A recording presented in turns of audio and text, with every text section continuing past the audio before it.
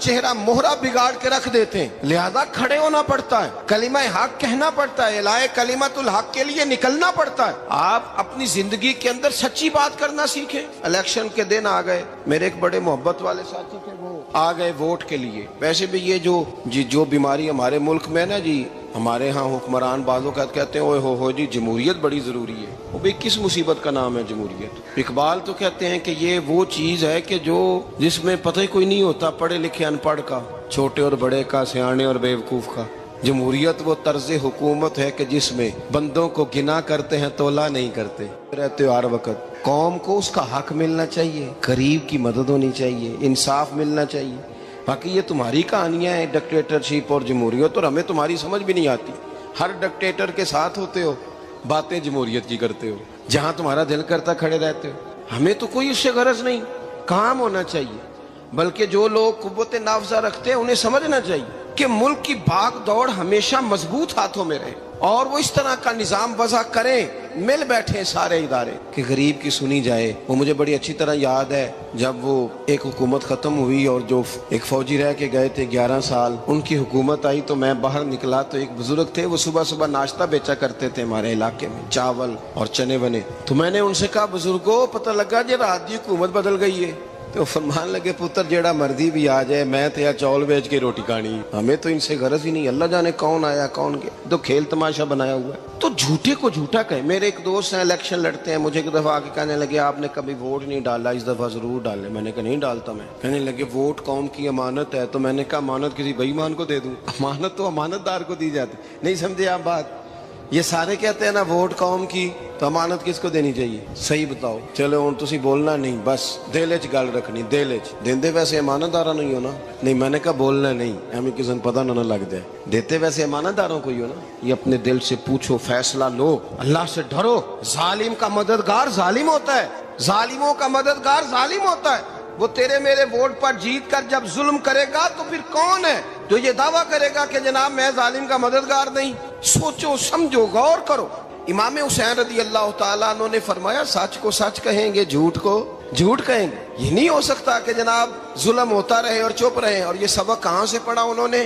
مولا علی شیر خدا سے۔ جب حضرت عثمان غنی رضی اللہ تعالیٰ عنہ پر بلوائیوں نے حملہ کیا نا، تو چونکہ حضرت عثمان غنی خالو تھے امام حسن اور حسین کے، حضرت عثمان خالو ہیں، سگے خالو ہیں، تو حضرت مولا علی شیر خدا نے یہ نہیں کہا کہ پتر اتنے بندے آ گئے ہیں، تلواریں ہیں، محاصرہ ہے، باہر نہ نکلنا، بلکہ حضرت مولا علی نے خود اپنے دونوں بیٹوں کو تلواریں پکڑائیں اور حضرت عثمان غنی کے دروازے پہ کھڑا کر کے کہا پتر خیال رکھنا تمہارے ہوتے ہوئے کوئی بھی شخص حضرت عثمان غنی کا دروازہ نہ کراس کر پائے۔ خود اپنے بچوں، ہر جنگ میں حضرت علی ساتھ لے کے جاتے تھے۔ ہم تو بچوں کو دلیری سکھاتے ہی نہیں، بزدل۔ اور کچھ ہمیں بابے مل گئے، وہ کہندے ہیں منڈے نو سایا ہے، میں کہ بابے نو آپ سایا ہے، انہوں بھی کرو دم کراؤ، اس کو نظری سایہ آتا ہے۔ کیسے نادانوں سے پالا پڑ گیا۔ کیا ہوتا ہے وہ سایہ؟ اچھے بھلے سیانے نوجوان بتی بند کر کے اندر لیٹا ہوا ہے بچہ ہے، بابا کہہ گیا انہوں سایا ہے۔ بابا کہڑا کہہ گیا ہے جیڑا باہر روٹی لین آیا سی، بھی ایڈی پہنچی سرکار ہوندی تے ٹکر ہی گھر کھا لیندی۔ لوگوں کے قسمت کا حال بتاتا ہے، اپنی اتنی خراب ہے کہ مانگتا پھرتا ہے۔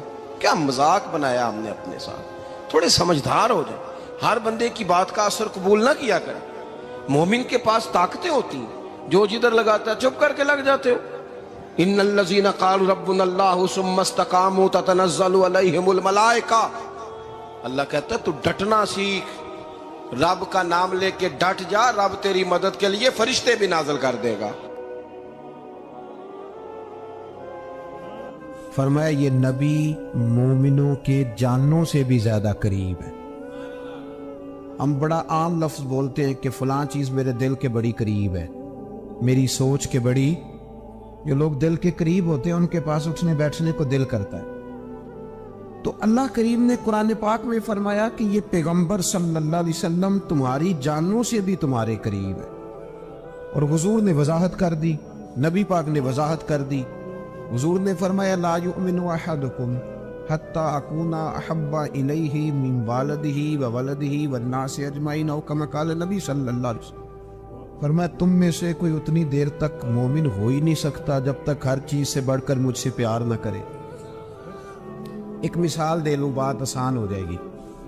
जिस घर के अंदर पैसा बेशुमार हो, दौलत बेशुमार हो, मकान एक नहीं चार हो, और दुनिया की सारी आसानियां घर में मौजूद हो, सारे दोस्त मेरी बात पे तवज्जो करना, हर शय हो, बैंक बैलेंस भी ठीक ठाक हो, बच्चों का फ्यूचर सेफ हो, लेकिन घर के अंदर मियां बीवी की सुलह ना हो, बच्चे कहते हैं घर में हर चीज है पर अम्मी और अब्बा का झगड़ा हर वक्त जारी रहता है, वो घर सही चलता है?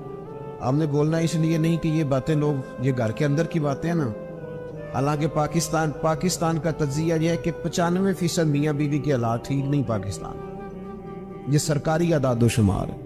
95% घरों में इख्तलाफ राय है। ये बात जहन में बिठा लें कि मियाँ बीवी का अगर इत्तेफाक नहीं ना होता तो वो कहें कि घर में कोई भी खुशी रहेगी तो ये मुमकिन ही नहीं, ये सवाल ही नहीं पैदा हो। 6 बच्चे होते हैं और शादी को 24 साल गुजर जाते हैं, फिर भी तलाक हो जाती है, इसलिए कि मियाँ बीवी के लिए सबसे जरूरी चीज आपस की मोहब्बत है।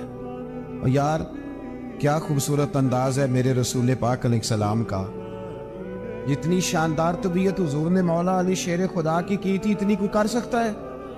और जितनी आला तरीन तरबियत और हुसन सैयदा फातिमा को अल्लाह ने दिया, किसी और को मिल सकता है?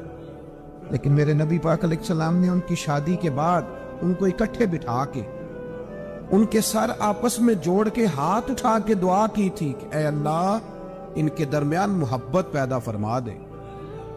मियाँ बीवी के दरमियान जो सबसे अहम चीज है वो मोहब्बत है। बच्चे कहते हैं हम किधर जाएं, अब्बा की सुने कि अम्मा की सुने? और अक्सर घरों में बच्चों की तरबियत रुक जाती है इसलिए कि मियाँ बीवी का सलूक नहीं होता, तबाही उतर जाती। घर के अंदर हर शय है पर इनका प्यार नहीं। पता ये चला कि घर में मोहब्बत ना हो तो घर नहीं चलता।